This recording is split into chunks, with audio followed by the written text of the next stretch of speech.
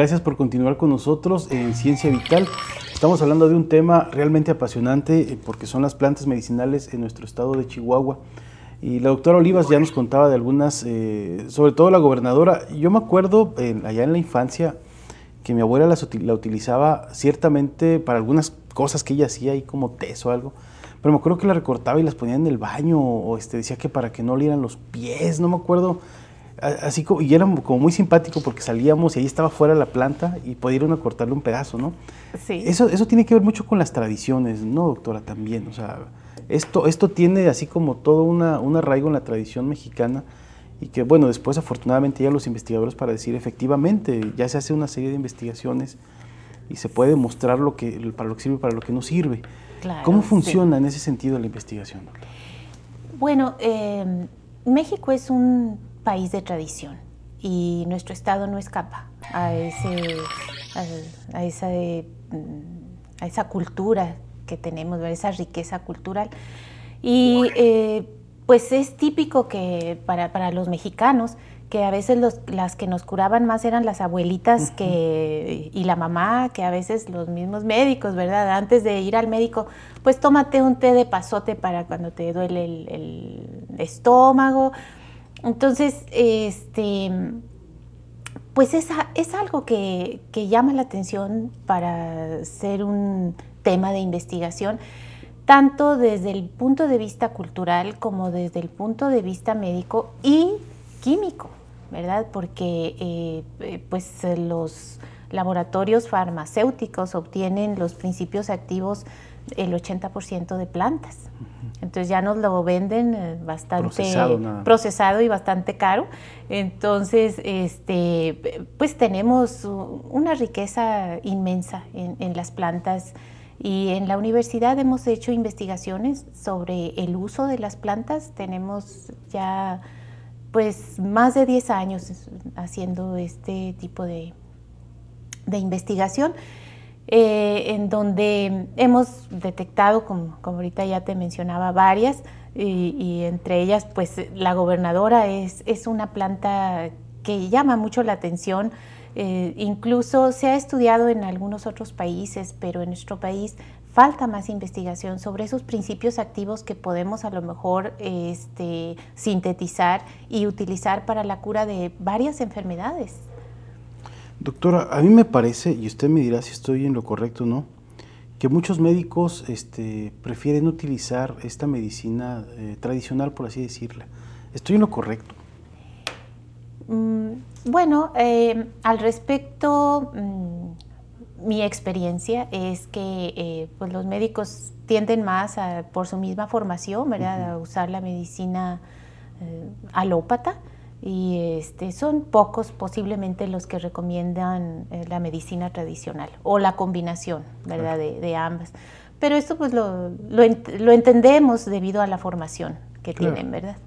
La pregunta va en este sentido, porque de repente, aunque haya investigaciones, usted ahorita nos presentó el libro, ya platicaremos de él más adelante, a pesar de esto, no es posible de repente, así para un paciente normal, decir, bueno, ¿y qué puedo tomar en lugar de esto, de aquello? Y tienen que irse por lo que el médico dice, porque no hay forma. ¿Cómo puede uno hacerle para saber? Porque ciertamente mucho de esto es así como lo que uno escucha nada más por tradición de las abuelitas, de la mamá, o de una recomendación, pero ¿cómo hacerle para saber que lo que vamos a tomar ciertamente tiene un respaldo, o se ha investigado, o se ha analizado? Científico.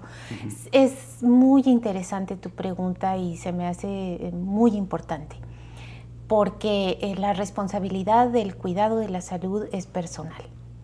Entonces, cuando alguien decide ir al médico, es personal la decisión, y cuando alguien decide tomar una planta como medicina, también es responsabilidad de la persona investigar más sobre esa planta, porque lo que te comentaba, hay plantas que son tóxicas. Claro. Entonces es necesario que la persona investigue. Ahorita con tanta información que tenemos a la mano en internet y con este tipo de libros que estamos publicando en la universidad, pues damos información al público, opciones, ¿verdad?, para que conozcan más sobre ciertos riesgos y también sobre usos, ¿verdad?, que bueno, a lo mejor pueden combinar las dos medicinas y tener mejores resultados. Claro.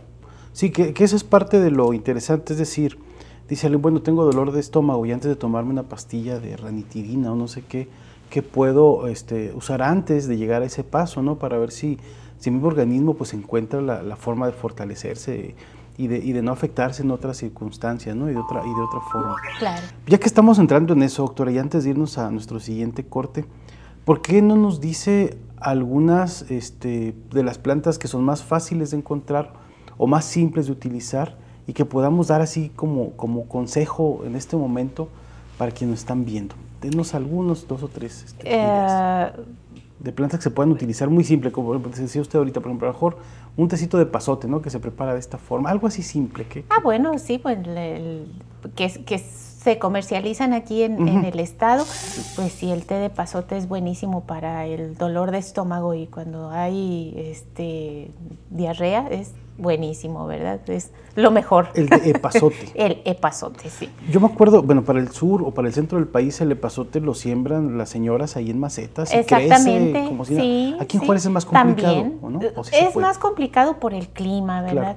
Claro. Pero sí, hay señoras que lo tienen, pero vuelvo a lo mismo, hay tiendas y mercados en donde se comercializan estas plantas y pues ya se las venden ahí. Aquí en Juárez tenemos algún mercado que se distinga por distribuir plantas, ¿y cuál es? El mercado Cuauhtémoc es uno de los más importantes en cuanto a la comercialización de este tipo de plantas.